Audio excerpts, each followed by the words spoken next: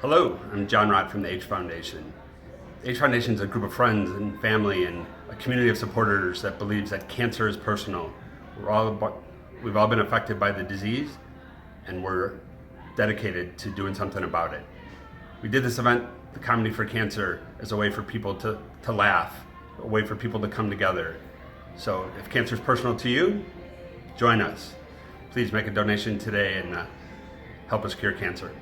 Comedy for Cancer. I mean, this is a big deal tonight. This is a great night, and I've actually talked about cancer in comedy before. I know it sounds daunting. Really? Yeah, I started talking about my great aunt Bernice, who actually wrote on my hand, that hand campaign. I know I've got For a few real? people here. That was her name? Her name was Bernice. Yeah, Okay. Aunt Bernie. And I started talking about how we have to be honest about our bodies, and you can have humor about it. I have a whole thing called Save the Boobies for breast cancer research. So yeah. Nice. So let's see your hand. Who's special to you? My Aunt Bernice, my mom, who battled breast cancer as well. She had one breast removed, and my mom's from Mexico. She says, for the first time in my entire life, I know which way is left. It's much lighter. And that's the thing. You can't have a sense of humor no matter what you're going through. Right. So that's why we're here tonight. All right, I love it. Yeah. I love you too. Thank you. Here's the thing. What a great job. I show up and people applaud. It's very strange. You should try it sometime. I'm very excited to be here tonight. This is a gorgeous theater. I love coming to Downers Grove. My GPS is always a little confused because I live on the northwest side of Chicago and I always program it during rush hour. And she's like, "Are you sure? 88's under construction. You're never getting there." Plus, I daydream when I drive. Do you ever do that? Do you ever daydream? You're like, oh my God, I'm driving. I totally forgot. I do. I'll get somewhere and be like, I have no idea how this happened. It is, it's tough when you travel a lot because for me in particular, I love Chicago. I love saying I'm from Chicago, and people give us grief, They give us grief about our politics and our weather and our traffic and our teams. And I'm like, yeah, so? We are the most miserable, happy people in the world. Back off, We're not in New York where everyone's angry and if you smile they think you're stupid. California, they can't believe that we live here. This girl's like, oh my God, how can you live in Chicago anyway? Oh my God, it's so cold. Oh my God, can you live? Oh my God, it's so cold. Can you live there? Oh my God, it's so cold. Oh my God, it's so cold. I was like, yeah, I can't talk to you anymore. Have fun falling into the ocean. Because I'm gonna push you. I don't have time to wait for an earthquake or a mudslide, all right? They're falling into the ocean, right? They're losing acres of land every year to rising sea levels. Plus, they have fire season, right? And how long to live somewhere to realize that God doesn't love you as much as the rest of the country? It's like we're trying to shake them loose. We're like, get off, get off. You're expensive. Insane. Go away. But I love this city, like when you go to other towns, especially in show business, in California, everyone's got to be skinny. I don't fit that mold, right? Although I did have a guy in California tell me this. He said, "You look good for having kids." As though if I didn't have children, I would have no excuse for the way I look. I can try, It takes me 2 pairs of Spanx now. It does. I am standing up here for you like a can of biscuits.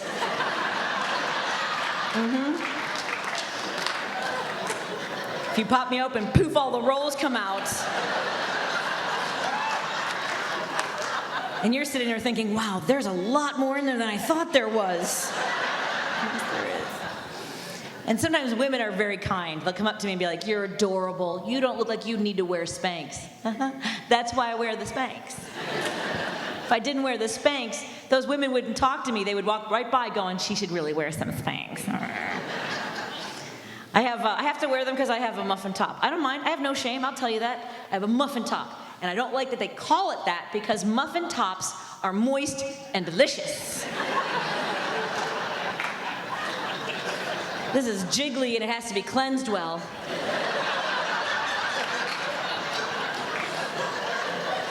It's like an awning in the shower. It's not right. That's why I can't wear jeans. They don't make jeans with muffin top accommodations. They make low rise, ultra low rise. You should shave that rise. I can't wear jeans. And here's a very simple reason, and I'm okay with it now. And here's the truth, is that I wish at some point in my life I had stood in front of a mirror and liked myself. Because I remember around 16 starting to hate my thighs. That's what I started hating first, were my thighs. I was a softball player and a sprinter in high school, and I had big thighs. Actually, my softball coach told me I had thunder thighs and that I should run a mile a day to make them smaller. I don't think he understands how anatomy works. That's how you build bigger quads. And I wish someone had told me that the reason I had thunder thighs wasn't that they were just big, is that they were powerful. No one ever said that to me. And now I own that, right? I have teeny tiny ankles and I have big thighs. I am built like a quarter horse. Which means I am fast out of the gate, but I cannot go the distance. I've got maybe a block in me. That's all I got. And there are girls who starve themselves because they can't stand the sensation of their thighs rubbing against each other. I don't know what that means. Not only do my thighs rub against each other, if I run too fast, I'm pretty sure I'm gonna burst into flames, okay? There'll be Girl Scouts with sticks going, I think it's gonna happen. Yeah, no, I haven't worn corduroy since I was in 3rd grade, okay? That's a safety hazard. I got big thighs. That's all right. Right now, my feet are about how far apart? Would you say about 8 inches apart? Right now, they're touching. My thighs are touching right now, right there. That's where they have to be for my thighs to not rub against each other. It's about a foot. Is that hot when I walk down the street? Oh, man. Look at the thigh gap on her. That is sexy. Yeah. That or she just got off a quarter horse. I don't really know. You have to be around people that, let you feel good about yourself. I guess it's a weird way to put it, but here, I'll give you an example. I dated a boy in college. Let's call him Tom, because that's his name. Daniels. And I asked him one time, I said, hey, how do these jeans look on me? And he said, well, if you don't feel good about yourself, why don't you work out more often? Right? All the women heard it the way I did, which was, you just called me fat. Right? Because I didn't ask him that question. I said, how do they look? Fine, good, not my favorite jeans on you. Those are all answers. Go work out more often. So I did. I kept walking out the door, and I didn't come back. That's right. That's how you have to do that.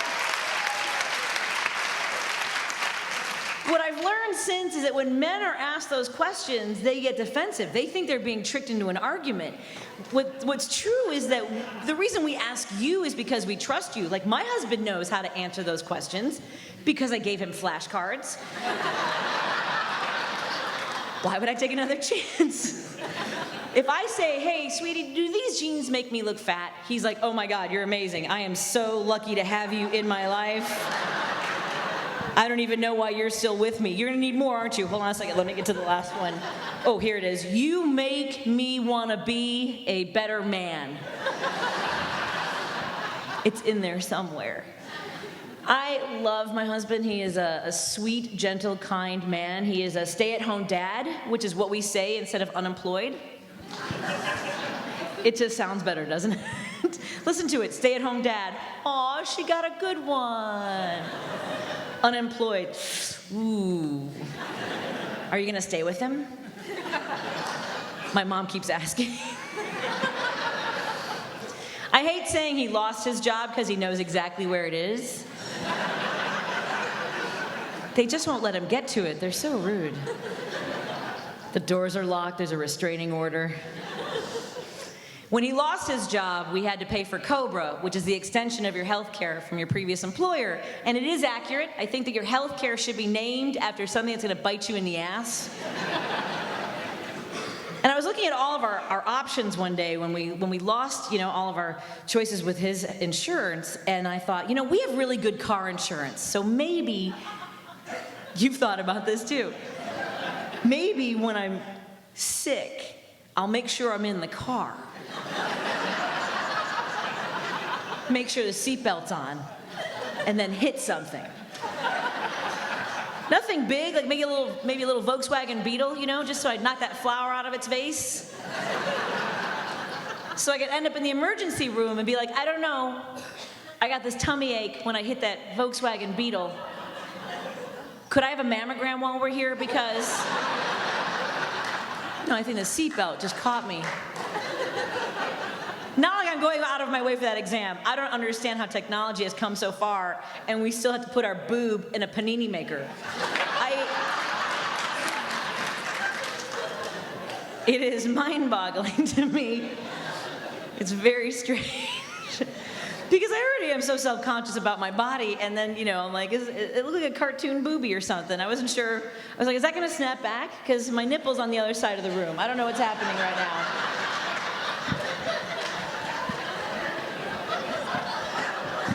So do you guys call with the results? Oh, you mail them? All right, you know what? I'll fix the other one later. This is fine. This seems like it worked out really well for me. Somebody asked me after a show one night, they were like, well, like, so you were talking about your boobs, so you're pretty comfortable with that. So, like, did you breastfeed? Like, are you thirsty? What are you?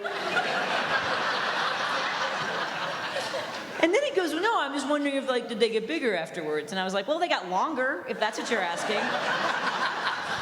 I went from a 34C to a 38 long, so there's that. Because I got heavy. I know they got heavy because I weighed them, which is not easy to do. I had to use a produce scale at the grocery store. And that was one of my favorite moments. You guys have been amazing. Thank you so much. Have a great evening. Thank you so much to the H Foundation. I wish you all the very best. When I hear about cancer, I think of the Goombay Bash and the things that they're doing and how they're reaching out to not only institutions but universities in the area trying to make a difference. Here we are, we're partying for cancer, but we're partying to kill cancer. Probably one of the best arenas I've ever seen, one of the best dinners I've ever seen, one of the best auction display I've ever seen. Every group and organization in the country, there has to be some leadership. This organization has great leadership. Everyone is connected with cancer in some way, shape, or form, and it's always painful. Cancer is personal to me for a couple of reasons. My buddy Edzo and Dottie, my mother-in-law.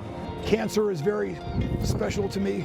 Not only does it take a toll when they leave us, but it leaves a lasting memory for your life. You know, that's the most important part. I think having a foundation of people that are willing to just never lose sight of the goal, and that is to find a cure for cancer.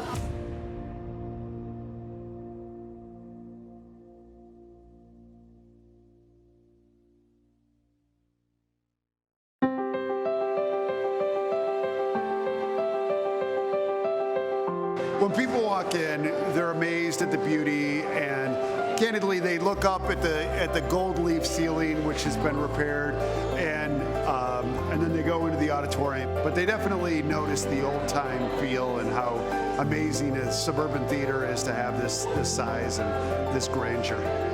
The H Foundation, everything they're doing is wonderful, and certainly want to support it. And it's definitely a local effort that has a huge impact. So we're happy to do whatever we can to make it happen. Cancer is personal to me too because of my mom. She was diagnosed 12 years ago, actually on my 40th birthday, and unfortunately she had brain cancer and passed away shortly thereafter, but definitely want to work to find a cure and have other people survive this form of cancer and all forms of cancer. We're here with Courtney Fromm from the H Foundation. Great to see you. Thank you for being here tonight. Tell everyone how H Foundation and Goombay Bash got started. Absolutely. So 19 years ago, an employee at Horton's Home Lighting and Ace Hardware in LaGrange was diagnosed with breast cancer at the age of 31. Unfortunately, she lost her battle, but the Goombay Bash was really a way for the organization to get together and do something in the fight against cancer. And so our first event, we had about 700 people, raised about $100,000, and now we've moved the Goombay Bash down to Navy Pier and have about 1,200 people that join us and raise about $700,000 in one night.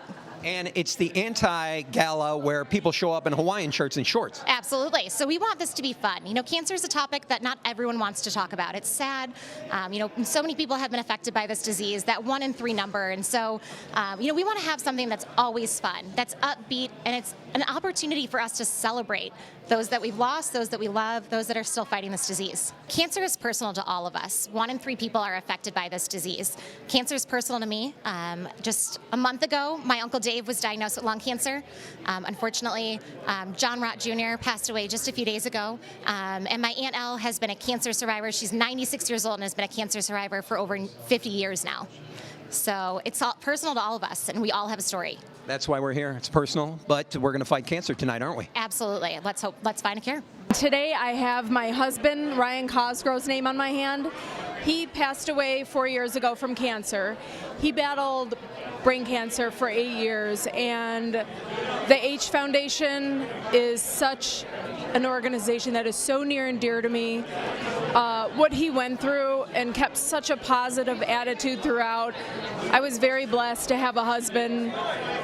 Devastating to lose him at such a young age, but anybody that's watching this, if you can get out there and make a donation, no amount is too little, even a couple dollars, spread the word, let everybody know about the H Foundation.